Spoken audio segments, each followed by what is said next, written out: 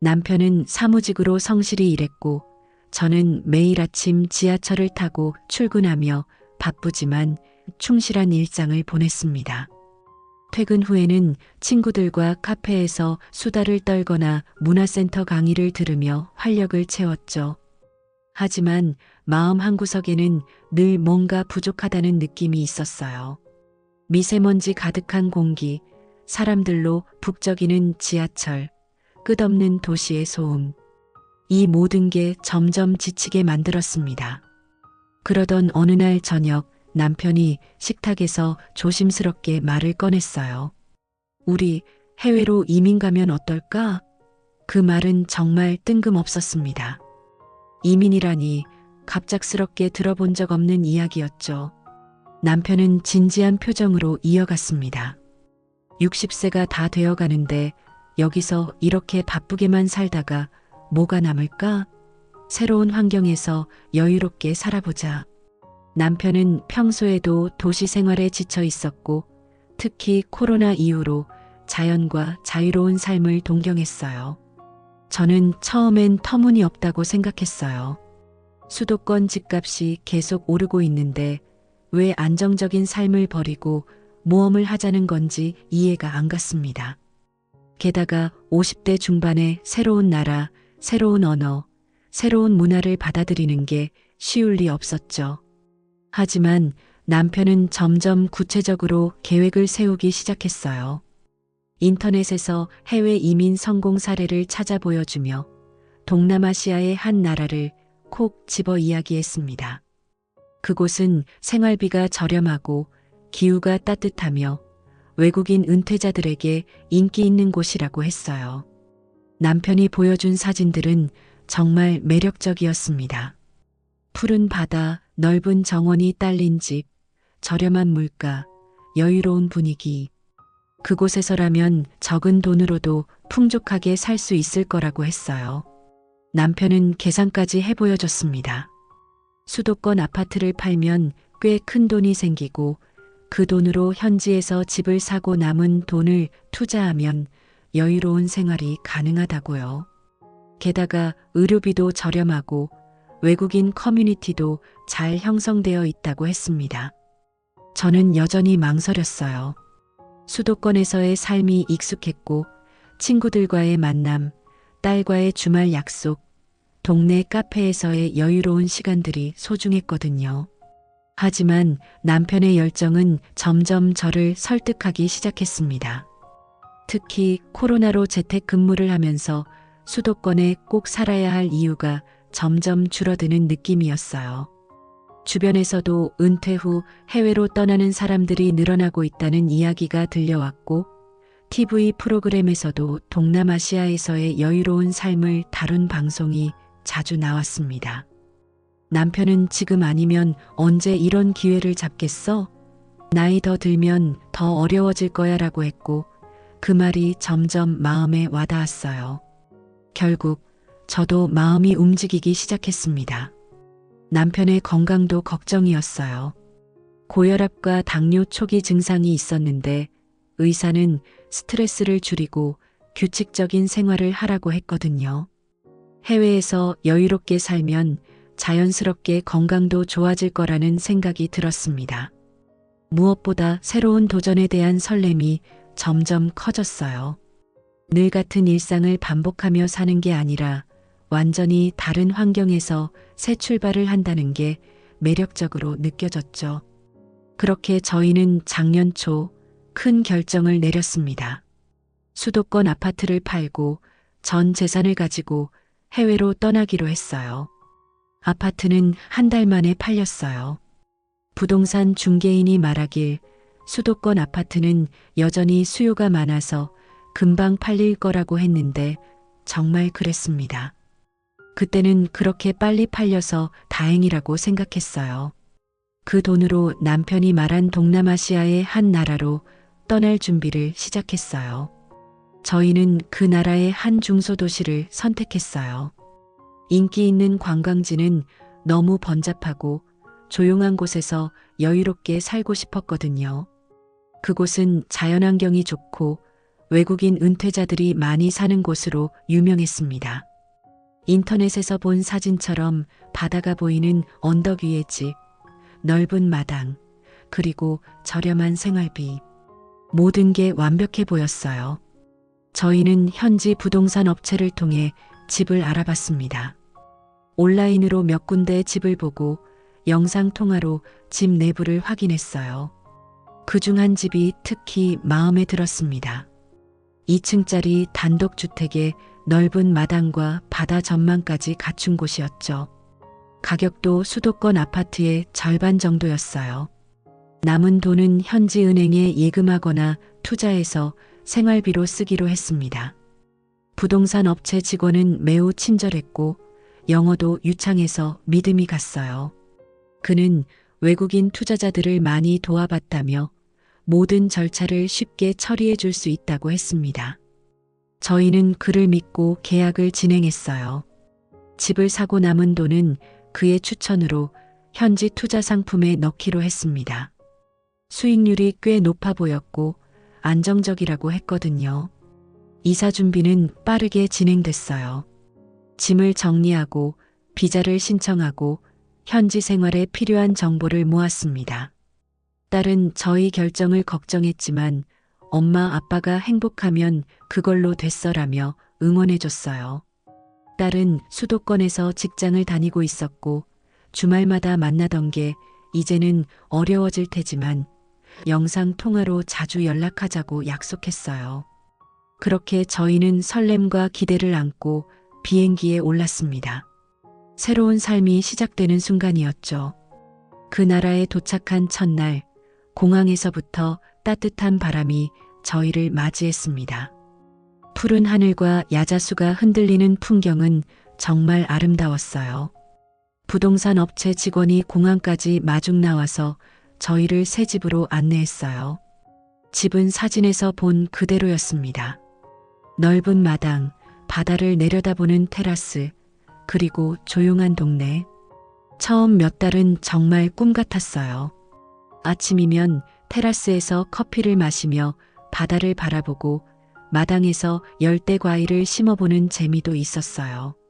현지 시장에 가서 신선한 과일과 해산물을 사다 요리하고 저녁에는 동네를 산책하며 이웃들과 인사했어요. 생활비는 정말 저렴했습니다. 수도권에서라면 외식 한 번에 몇만 원이 들었지만 여기선 비슷한 음식을 훨씬 적은 돈으로 먹을 수 있었어요. 현지인들은 친절했고 외국인 커뮤니티도 있어서 적응하는데 큰 어려움은 없었습니다. 남편은 특히 만족했어요. 이렇게 사는 게 진짜 사는 거야라며 매일 아침 마당에서 스트레칭을 했죠. 고혈압 때문에 늘 긴장했던 모습이 사라지고 여유로운 미소를 띠기 시작했습니다. 저도 처음엔 이런 변화가 좋았어요.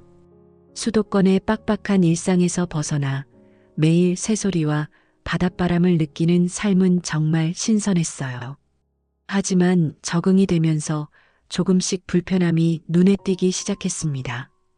우선 언어가 문제였어요. 영어를 할 줄 아는 현지인은 많지 않았고 간단한 일상 대화도 쉽지 않았습니다. 부동산 업체 직원이 도와줄 때는 괜찮았지만 그가 없으면 시장에서 물건을 사거나 은행 일을 보는 게 힘들었어요. 저희는 현지어를 전혀 몰랐고 영어로 소통하려 해도 자주 오해가 생겼습니다. 예를 들어 마트에서 물건 가격을 물어보려다 잘못된 물건을 사오거나 은행에서 계좌를 확인하려다 서류가 잘못됐다고 돌려보내진 적도 있었어요. 의료 서비스도 예상과 달랐습니다. 남편이 가슴 통증을 호소했을 때 근처 병원에 갔지만 장비가 낙후되어 있었어요. 의사는 간단한 검사만 하고 더 정밀한 검사를 위해 큰 도시에 있는 병원으로 가라고 했습니다. 그 병원은 차로 2시간 거리였고 예약하려면 며칠을 기다려야 했어요. 수도권에서는 집 근처에 대학병원이 있어서 바로 검사받을 수 있었는데 여기선 모든 게 느리고 불편했습니다.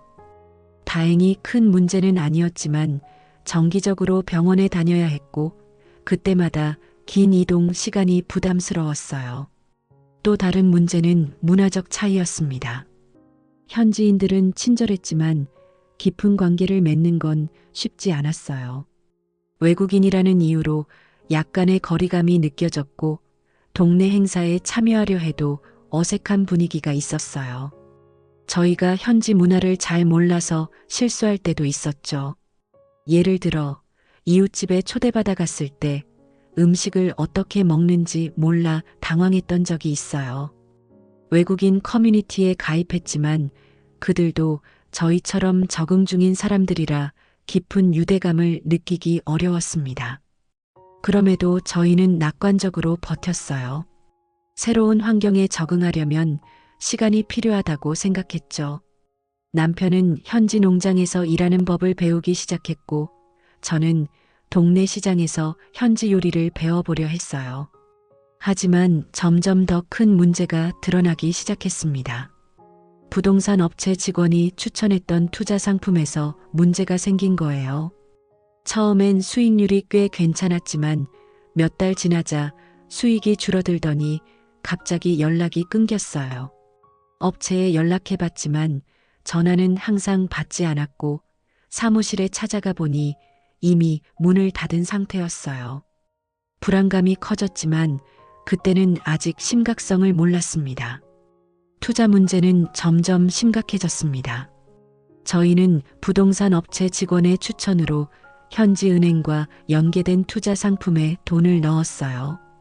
그는 이 상품이 외국인 은퇴자들에게 인기 있고 안정적인 수익을 보장한다고 했습니다. 하지만 몇 달이 지나자 수익이 점점 줄어들더니 결국 업체와 연락이 완전히 끊겼어요. 현지 은행에 문의해봤지만 그들은 해당 업체와는 아무런 관련이 없다고 했습니다. 알고 보니 그 투자 상품은 정식 등록도 안 된 사기성 상품이었어요. 저희가 투자한 돈은 거의 전액 손실됐습니다. 이 사실을 알게 된 순간 머리가 멍해졌어요. 수도권 아파트를 팔아 마련한 전 재산의 상당 부분이 사라진 거예요. 남편은 분노했고 저는 허탈함에 눈물만 흘렀습니다. 부동산 업체 직원을 믿었던 게 큰 실수였어요. 그의 친절한 말투와 전문적인 태도에 속아 제대로 확인도 하지 않고 돈을 맡겼던 거죠. 현지 경찰에 신고했지만 외국인이라 언어 장벽 때문에 제대로 설명하기도 어려웠고 수사도 느리게 진행됐습니다. 결국 돈을 돌려받을 가능성은 거의 없다는 걸 알게 됐어요. 설상가상으로 집에도 문제가 생겼습니다. 계약 당시에는 몰랐던 결함들이 하나씩 드러났어요. 비가 오면 지붕에서 물이 새고 배수 시스템도 자주 막혔습니다. 수리업체를 부르려면 멀리서 와야 했고 비용도 만만치 않았어요. 수도권 아파트에서는 관리사무소가 이런 문제를 해결해줬지만 여기선 모든 걸 저희가 직접 해야 했습니다. 게다가 집 주변 환경도 생각만큼 좋지 않았어요. 여름이면 모기와 벌레가 너무 많아서 마당에서 시간을 보내기 어려웠고 태풍 시즌에는 집이 흔들릴까봐 불안했어요. 생활비도 예상보다 훨씬 많이 들었습니다. 처음엔 저렴하다고 생각했지만 차량 유지비, 배송비, 수리비 등이 계속 쌓였어요. 수도권에서는 대중교통으로 충분했지만 여기선 차 없이는 생활이 불가능했어요. 중고차를 샀지만 기름값과 보험료가 만만치 않았습니다. 온라인 쇼핑을 할 때도 배송비가 추가로 들거나 배송이 늦어지는 경우가 많았어요. 급한 물건이 필요하면 큰 도시까지 나가야 했고 그때마다 시간과 돈이 들었습니다. 가족과의 거리도 점점 마음 아프게 다가왔습니다.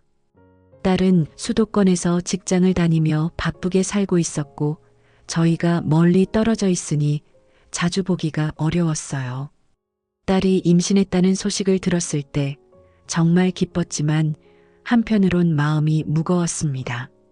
출산과 육아를 도와주고 싶었지만 비행기를 타고 가야 하는 거리라 당장 달려갈 수 없었어요. 영상 통화로 딸의 얼굴을 보지만 직접 안아주고 함께 시간을 보내지 못하는 게 너무 아쉬웠습니다. 딸도 엄마가 가까이 있으면 좋을 텐데라고 말할 때마다 가슴이 아팠어요. 가장 큰 충격은 수도권 아파트 가격을 확인했을 때였습니다. 작년 말 우연히 부동산 뉴스를 보다가 우리가 살던 아파트 단지의 가격이 엄청나게 올랐다는 걸 알게 됐어요. 한국부동산원 자료에 따르면 2024년 하반기부터 수도권 아파트 가격이 다시 상승세를 탔고 특히 저희 동네는 재개발 소식으로 더 많이 올랐다고 합니다. 만약 그 집을 팔지 않았다면 지금쯤 자산 가치가 훨씬 커졌을 거예요. 그 사실을 알게 된 순간 정말 허탈했습니다. 새로운 삶을 꿈꾸며 떠났던 선택이 이렇게 큰 후회로 돌아올 줄은 몰랐어요. 결국 저희는 귀국을 결정했습니다. 투자 사기로 전 재산의 상당 부분을 잃고 집의 문제와 생활의 불편함까지 겹치면서 더 이상 그곳에서 버틸 힘이 없었어요. 남은 돈을 모아 한국으로 돌아왔지만 상황은 많이 달라져 있었습니다. 수도권 아파트 가격이 너무 올라 예전처럼 좋은 조건의 집을 사는 건 불가능했어요. 결국 지방광역시의 작은 아파트로 이사했어요. 의료 접근성과 생활 편의성을 고려한 선택이었지만 여전히 수도권에서의 삶이 그리워집니다. 귀국 후 처음 몇 달은 정신없었습니다. 새로운 환경에 다시 적응해야 했고 남은 자산으로 생활을 꾸려나가야 했어요. 지방광역시의 아파트는 수도권보다 훨씬 작았지만 그래도 병원과 마트가 가까워서 생활이 한결 편해졌습니다. 남편은 여전히 건강관리를 위해 정기적으로 병원에 다니고 있어요. 다행히 이곳에는 대학병원이 가까워서 예약과 진료가 훨씬 수월합니다. 하지만 병원에 갈 때마다 수도권에 있었으면 더 편했을 거라는 생각이 들곤 해요. 특히 남편의 건강이 점점 더 신경 쓰입니다. 가슴 통증이 가끔 재발하는데 의사는 스트레스를 줄이고 꾸준히 관리하라고 했어요. 해외에서의 스트레스가 건강에 좋지 않은 영향을 미쳤던 것 같아요. 딸과의 관계도 여전히 마음 아픈 부분입니다. 딸은 이제 첫 아이를 낳고 육아에 한창이에요. 수도권에 있을 때는 주말마다 만나서 밥을 먹고 함께 쇼핑을 하며 시간을 보냈죠. 하지만 지금은 명절이나 특별한 날에만 겨우 얼굴을 볼 수 있어요. 딸이 둘째를 임신했다는 소식을 들었을 때 정말 기뻤지만 동시에 또 도와주지 못할까봐 걱정이 됐어요. 첫 아이를 낳았을 때 멀리 있어서 산후조리를 제대로 도와주지 못했던 게 너무 미안했거든요. 영상 통화로 손자를 보지만 직접 안아주고 놀아주는 시간을 대신할 순 없어요. 딸이 엄마가 가까이 있으면 얼마나 좋을까라고 말할 때마다 가슴이 아픕니다. 생활비도 예상보다 많이 듭니다. 지방광역시라서 수도권보다는 저렴하지만 차량 유지비와 의료비, 그리고 예상치 못한 지출이 계속 생겨요. 해외에서처럼 배송비가 많이 들지는 않지만 여전히 온라인 쇼핑을 할 때 불편함이 있어요. 무엇보다 자산을 잃은 후라 경제적으로 여유가 없어요. 남은 돈을 보수적으로 관리하려고 하지만 예전처럼 안정적인 삶을 누리기 어렵다는 걸 깨닫습니다. 부동산 뉴스를 볼 때마다 수도권 아파트 가격이 계속 오르고 있다는 소식이 들려와요. 2025년 상반기에도 상승세가 이어질 거라는 전망이 많고 특히 저희가 살던 지역은 재건축 소식으로 더 많이 올랐다고 합니다.